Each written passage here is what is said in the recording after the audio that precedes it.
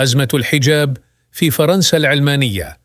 هارون، فكاهي فرنسي، يستنكر عدم استضافة نساء محجبات للحديث عن الحجاب، ويستهزئ ويرد بقوة على مقدمين البرنامج. دائما نفس الحجج ونفس التعليقات ونفس المبررات الغبية. Moi, ma position, alors déjà, c'est que je suis pas une femme voilée et que la plupart du temps, quand je vois des débats là-dessus, je vois très peu de femmes voilées qui viennent en parler. Mais donc, je voudrais pas parler en leur nom. Maintenant, ma position, c'est que ça soit une bonne sœur, une femme voilée, une femme juive qui doit cacher ses cheveux, que ça soit un sikh qui doit porter un turban, quelqu'un qui porte... Oui, mais bon, quand même, on en a marre de voir des femmes voilées partout. Enfin, c'est quoi votre position exactement là-dessus et par rapport aux femmes? Moi, ma position, alors déjà, c'est que je suis pas une femme voilée et que la plupart du temps, quand je vois des débats là-dessus, je vois très peu de femmes voilées qui viennent en parler.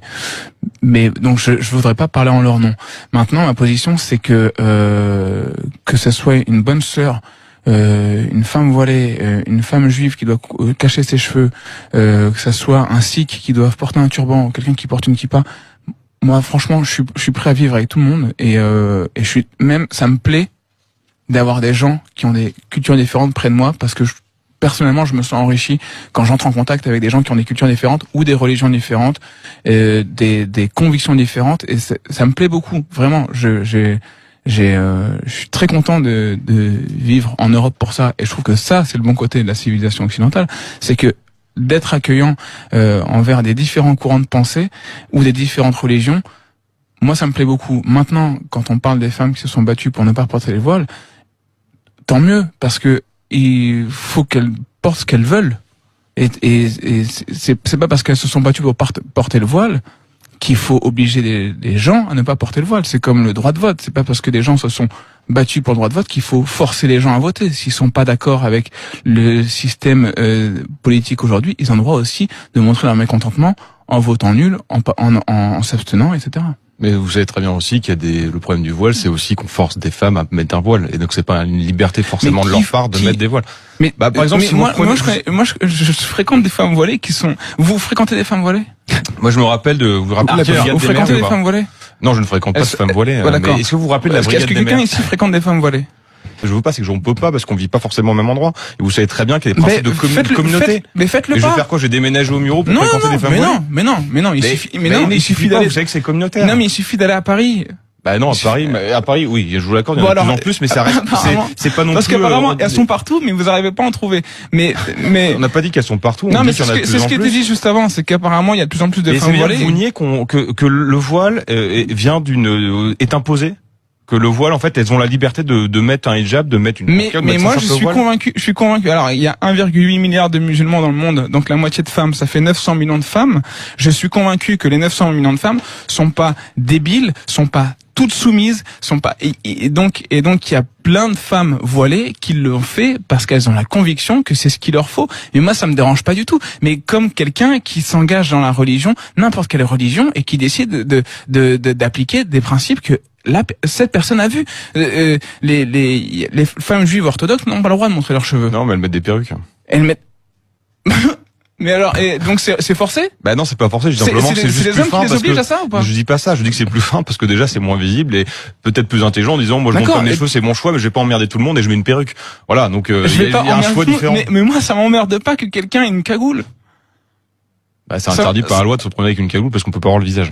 Mais non, une cagoule, je parle d'une cagoule. Ah, d'une cagoule, pardon. Il y a un peu dans un monde de bisounours. Ce que vous dites, j'aimerais bien vivre avec tout le monde, c'est très bien. Sauf que ces gens-là, vous savez qu'une partie de ces gens-là veulent pas vivre avec vous. Ils veulent venir et imposer. Vous dites, en fait, tu mets un voile, tu bouffes halal, t'as pas le droit de faire ci. Mais vous pouvez pas le nier. Est-ce que quelqu'un vous a forcé à ça? T'as forcé à quoi? En fait, moi non, pas encore. La base de votre réalité que vous n'avez pas vérifié parce que vous ne fréquentez pas de femmes voilées. Après, donc invitez une femme voilée à en parler, invitez une femme voilée qui est doctorante, qui est capable d'en parler, qui a fait des études de théologie, qui peut vous expliquer pourquoi elle s'est voilée et elle vous expliquera très bien avec ses mots, avec ses convictions. هل هذا شكل فتاة أجبروها على لبس الحجاب؟ استمع إلى كلامها المليء بالحب والشغف عن اتخاذ قرار ارتداء الحجاب. Je l'ai porté, déjà, tout d'abord, je tiens à préciser que je parle comme mon nom, je représente aucune association, je représente personne. Je représente toutes les femmes musulmanes en France qui portent le voile. Donc c'est mon histoire, à chaque femme voilée a son histoire. Du coup, j'étais en Algérie, comme tous les étés. Et un jour, je l'ai porté comme ça pour faire joli, honnêtement, parce que j'aimais bien sortir. Et en fait, au moment de sortir, j'allais l'enlever, parce que c'était pas dans mes projets de le mettre à ce moment-là. Et je me suis sentie bien, je me suis sentie épanouie, très heureuse, et j'ai pas regretté une seule seconde. Et j'ai pas rougi à 13 ans, je rougis pas aujourd'hui, et je rougirai pas plus tard. Franchement, je le porte avec dignité. Oui, pas qu'au départ, hein, jusqu'à maintenant. Il s'inquiétait, c'était bienveillant en fait. Il s'inquiétait Bien sûr, c'est ça. pour mon avenir en fait. Ouais. Il se disait que ça allait me fermer beaucoup de portes. Et que ça allait être compliqué pour moi en France de le porter, et que déjà pour lui avoir un nom à consonance, en plus se rajouter un voile. Puis aussi, il avait beaucoup peur que les gens pensent que c'est lui qui m'est porté, un sujet de conversation, ceux qui viennent de passer, parce que c'est le regard des gens en fait. Alors moi j'ai fait une année de collège où j'ai porté le voile dans un collège public. Aucun problème. Franchement, tout s'est très très bien passé. Après, à l'époque, on va dire que c'était moins un sujet houleux. J'ai l'impression. Maintenant, c'est vraiment.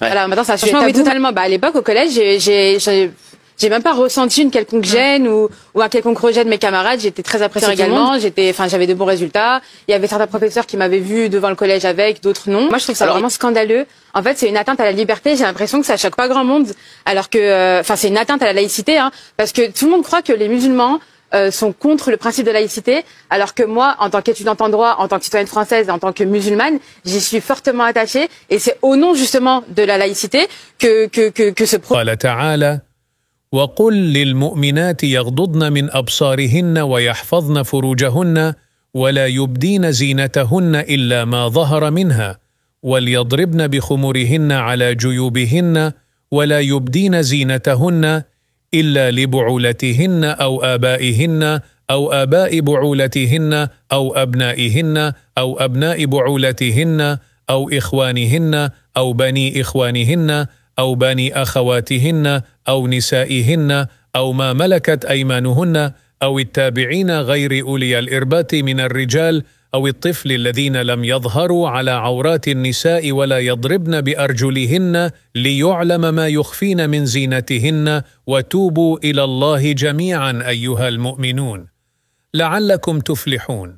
فضلا وليس أمرا، لا تنسوا الضغط على زر الإعجاب ومشاركة الفيديو تشجيعا لنا على نشر المزيد إن شاء الله.